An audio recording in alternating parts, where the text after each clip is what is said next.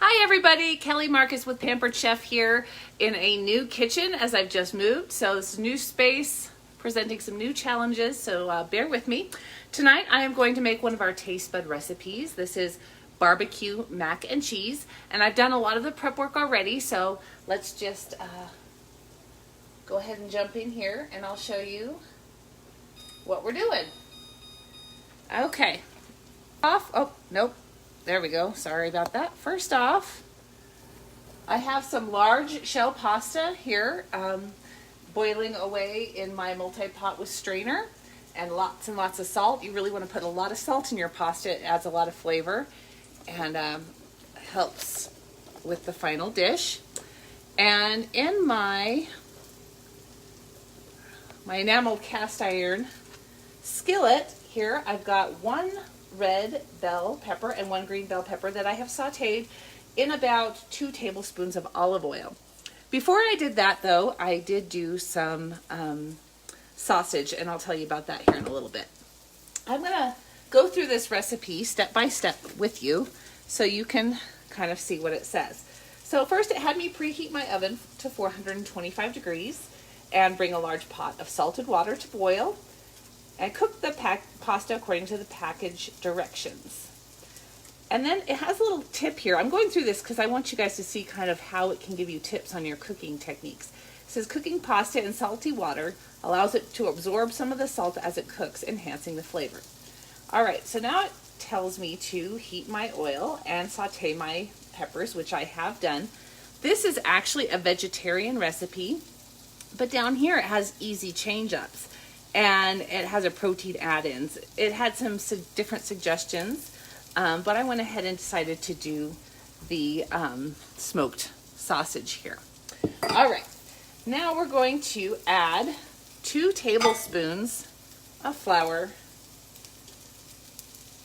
to our peppers here and stir that around a little bit. It says sprinkle flour over the peppers and stir to coat, continuing to cook for 2 minutes. We may not let it go a full 2 minutes because that would make for a really long video, but we're going to go ahead and let that cook.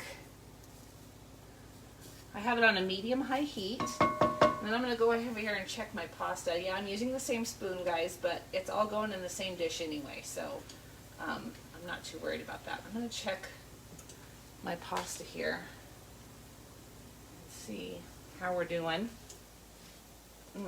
Oh yeah, that's just about done. And we'll just lift that up to drain it. Okay. All right, so we've let this cook a little bit, and now we're going to stir in milk. I have 2 cups of milk here. We're just basically making a bechamel sauce with peppers in it. So we're going to stir that in and let it thicken up, and then we're going to add 2 teaspoons of our Kansas City style barbecue rub here. Stir that around a little bit. Take my little measuring spoon. Now these are the little packets that come in the taste buds. Of course, you can always order these seasonings as full bottles if you'd like to use it in other things to cook. I mean, this would be amazing on chicken, I'm sure on all kinds of things. So we're sprinkling that in, and then we're going to bring it to a boil and let it thicken a little bit.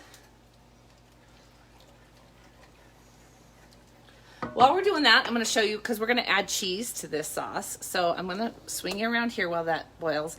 I did cheat, and I got some pre-shredded Colby Jack, but it wasn't quite enough. The recipe calls for 3 cups. This is only 2. So I went ahead and used my shredder to shred up another cup of just cheddar cheese. This is the new style cheese grater here.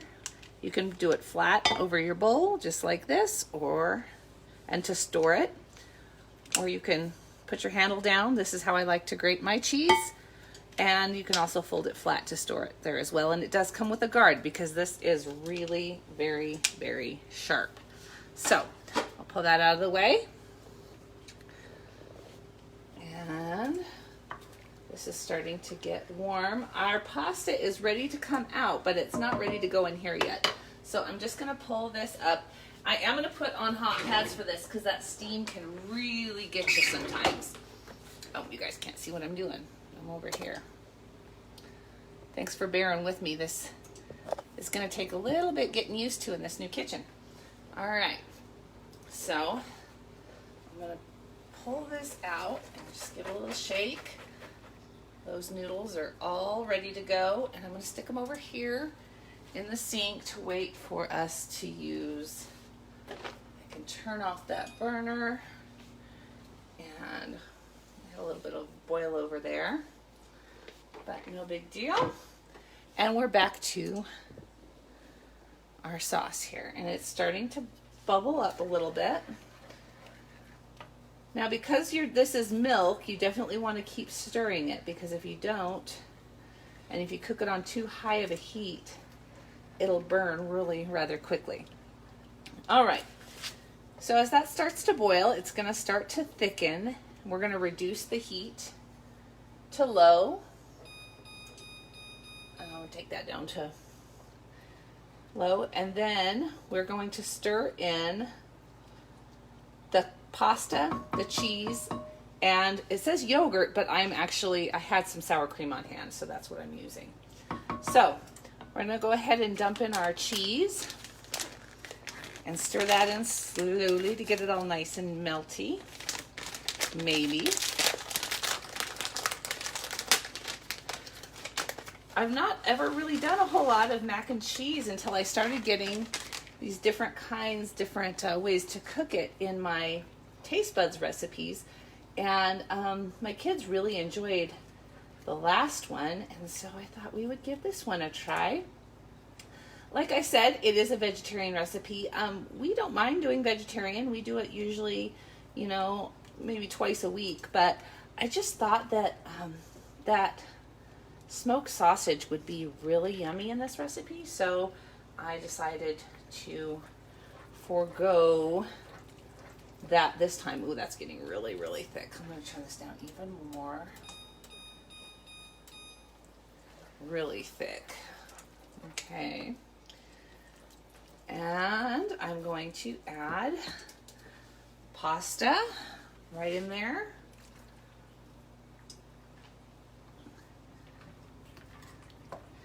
And so I don't have to do too much disturbing here. We're going to go ahead and add our sausage and our sour cream. Greek yogurt and sour cream are kind of interchangeable. Greek yogurt has a little less fat. It's probably a little healthier for you, but sour cream works just as good for what we're going for and for the flavor that we're looking for. So I'm going to carefully, this pan's getting mighty full, stir all of that together. In fact, I'm just going to go ahead and turn off my burner at this point because this is going to go in the oven, and it's already nice and thick. I'm going to stir this all around.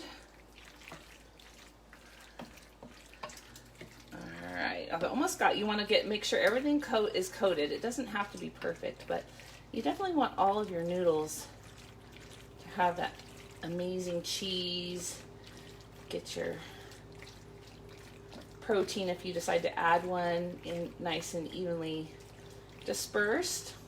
All right, so we're not quite ready to stick this in the oven yet because we have a topping here, and the topping is a half a cup of panko, a quarter cup of cheese, and 1 more teaspoon of our Kansas City style barbecue seasoning. So I'm going to go ahead and put this in here, and we're going to shake this all over the top. And let's see. There we go. I'm going to stir this up. More cheese. This has got a lot of cheese. This is going to be one cheesy mac and cheese. But really, how can you even have too much cheese? I don't think that's even possible. All right, so we've got all that incorporated. We're just going to shake this over the top here. Try Try to get it on all of the bits. This gives you a nice crispy crust on the top. So that's all done, and now we're going to put it in the oven until the breadcrumbs are a light brown, so about 10 to 12 minutes. And that, of course, has been on a hot stove, so it is warm to the touch. I'm going to pull that, put it right down here in my oven at 425, and I will cook it for 10 to 12 minutes, and that will be dinner, our barbecue mac and cheese. So I'll post a picture in the comments and show you what I've got. And I'd like to see what you have going on for dinner too. So if you can post a picture or a recipe or just tell me, hey, this is what we're having for dinner, I'd love to hear all about it. If you'd like to see me cook a certain recipe or show you how to make something, put that in the comments too, and I'll see what I can do. And thanks for bearing with me as I cook in this brand new kitchen, and we'll see what's yet to come. Happy cooking. Have a great night.